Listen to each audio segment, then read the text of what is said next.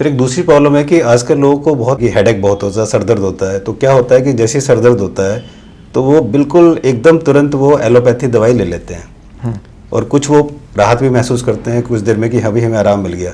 तो क्या ये एक सही डिसीजन है एलोपैथिक मेडिसिन लेना और उसका लॉन्ग टर्म में क्या इम्पैक्ट पड़ता है आपके हिसाब से? अगर किसी को हेडेक है तो उसे क्या करना चाहिए?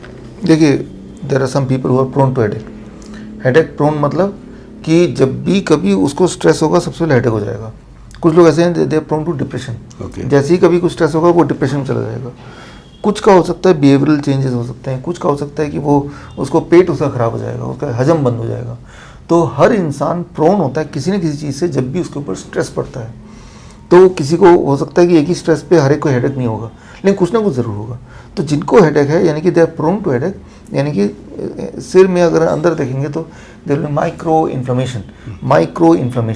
वो माइक्रो इन्फ्लेमेशन ट्रिगर कर देती है and that is what is called headache. आपको हेडेक का एहसास होता है। तो ये तो हो गया प्रॉब्लम।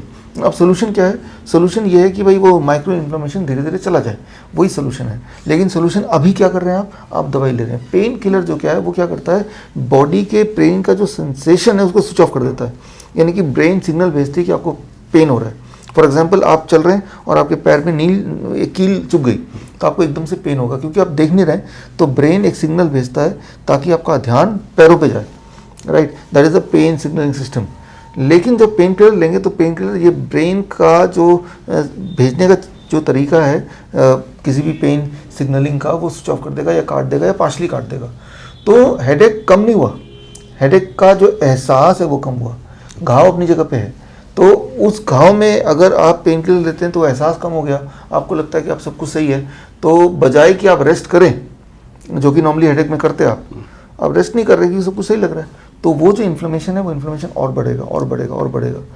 और यानी कि अगली बार जब वैसे ही पेन होगा तो उतनी डोज से काम नहीं चलेगा, उससे अधिक डोज लेना पड़ेगा। और एक टाइम आएगा कि इससे स्टमक अल्सर हो जाएगा, स्टमक कैंसर हो जाएगा, तो वो इंसान स्टमक की बीमारी से मारा जाएगा। लेकिन कोई ऐसे बताएगा नहीं उसको कि आपको जो स्टमक की बीमारी है वो आपके हेडेक के पेन किलर जो लेते थे उसकी वजह से, कोई नहीं बताएगा, जबकि दैट इज़ द ट्रुथ। याद रखिए, दुनिया में सबसे ज़्यादा लोग जो मरते हैं किसी भी दवाई के साइड इफेक्ट से, that is the painkillers. Okay. तो that is the single most cause of more number of deaths than any other drugs. तो इस बात से अंदाज़ा लगा सकते हैं कि किसी भी हालत में आपको पेन किलर नहीं लेना है। वो उसका एक तरीका ये है कि आप पेन किलर को अपने घर में रखिए मत, हो गए नहीं तो आपके चांसेस कम हो जाएंगे। और पेन कितना भी क्यों ना हो, पेन से कोई मरेगा नहीं, हेडेक के पेन से कोई मरने नहीं वाला। Ultimately you will be okay, right? आप ऐसा कर सकते हैं, जैसे पेन का सेंसेशन हो, आप जिंजर लें, अदरक, उसको कूट लें। ओके। 5 ग्राम अदरक लिया, उसको कूट लिया और आपने 200 ml पानी लिया, उसमें उबाला जब तक वो 100 ml का ना आ जाए। फिर उस पानी को निकाल उसके छान लिया और उसको गर्म रहते हुए धीरे धीरे पीते गए। ये जब आप करेंगे तो आपको पेन का एहसास, that is a natural pain killer. Okay. तो नेचुरल पेन किलर मिल गया आपको और उस पेन किलर से बच गए। और ऐसा आप करते रहेंगे। Plus of course DIP diet हम क्यों बताते हैं, क्योंकि वो बॉडी के अंदर कहीं भी इन्फ्लेमेशन है उसको ठीक करता है। That is what is DIP diet. किसी के बॉडी में घुटनों में इन्फ्लेमेशन हो सकता है, अर्थराइटिस, गैस्ट्राइटिस, पेट में इन्फ्लेमेशन हो सकता है, हेडेक, माइग्रेन, सिर में इन्फ्लेमेशन हो सकता है।